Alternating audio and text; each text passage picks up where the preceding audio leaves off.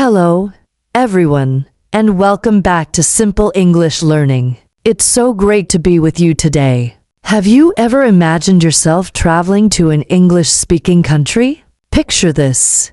You're in London, navigating the subway, or maybe you're in New York City, ordering a coffee. You want to feel confident, not confused.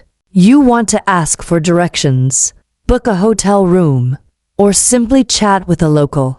But you're worried about getting stuck. You feel a little bit nervous about the language barrier. This is a feeling many of us share. We learn English in a classroom, but when it's time to use it in the real world, especially while traveling, it can feel intimidating. The good news is, you don't need to be a fluent speaker to travel confidently. You just need the right tools and the right phrases. And that's exactly what we're going to talk about today. This episode is your ultimate guide to English for travel. We're going to cover all the essential phrases you need, from the moment you land at the airport to the moment you check out of your hotel. We'll break down key situations and give you the simple, practical phrases you can use right away. So, get ready to pack your bags and your English skills. Let's get started. Part 1. Arriving and navigating the airport. Your journey starts the moment you land. This is the first big test of your English skills. Let's make it a success. At the immigration desk, this is usually a quick conversation. The officer will ask you a few simple questions. What is the purpose of your visit? Oh, your answer could be, I'm here for tourism, or I'm here on a business trip. How long will you be staying? Oh, a simple answer is all you need. I'll be staying for 10 days. Where will you be staying? Oh, you can say, I'll be staying at the hotel name hotel, or I'll be staying with a friend at friend's address. Remember to have your passport and any necessary documents ready. A smile and a clear, simple answer will go a long way. Finding your way into your past immigration. You might need to find something. Excuse me, where is the bus station? Could you tell me how to get to the train station? Is there a taxi stand nearby? Where can I find the rental car companies? For a more formal and polite request, you can add I'm looking for. Excuse me, I'm looking for the baggage claim. And if you need help with a question they've asked you, don't be afraid to say, could you please repeat that? Or could you speak a little more slowly? Part 2. Getting around the city. Know that you're out of the airport. You'll be moving around the city. This is where you'll use a lot of directional phrases. Using public transportation. How much is a ticket to the city center? Does this bus go to place name? Where do I get off for the museum name? Which platform is the train to city name? Is this the right way to the subway? These simple questions will help you navigate trains, buses, and subways easily. Taking a taxi or rideshare. Can you take me to this address, please? Show them the address on your phone or a piece of paper. How much will it be to get to place name?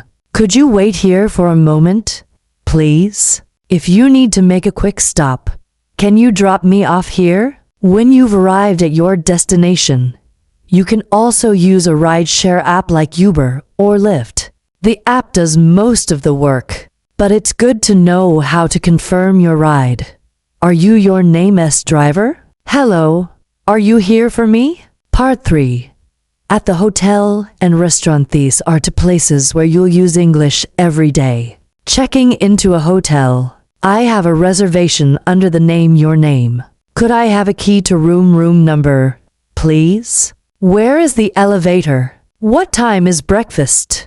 Is there Wi-Fi here? Followed by, what's the Wi-Fi password? If you need something for your room, you can ask the front desk.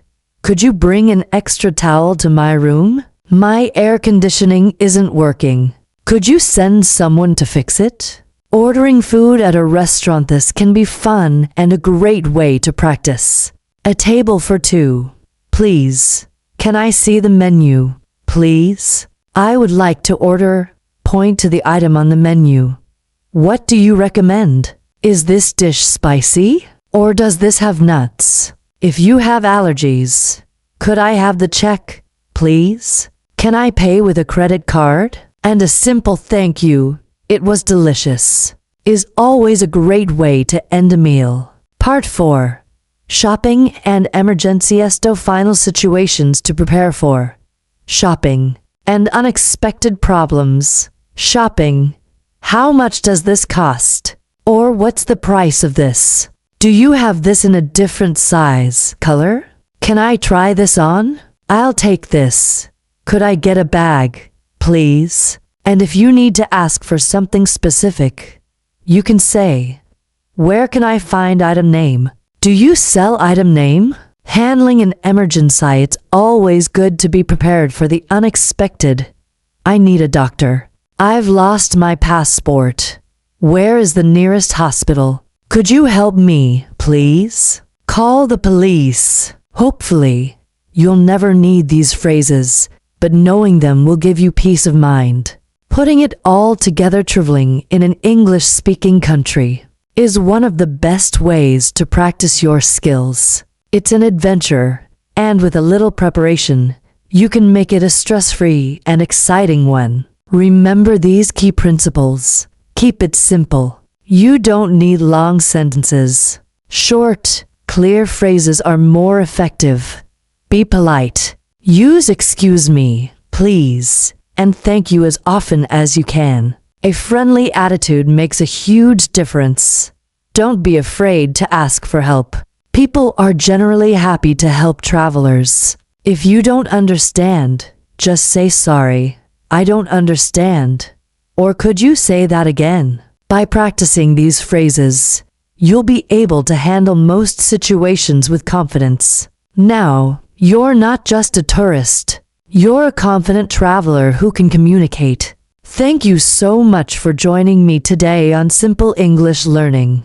I hope this episode inspires you to book your next trip and use your English skills out in the world. Until next time, keep learning, keep practicing, and safe travels.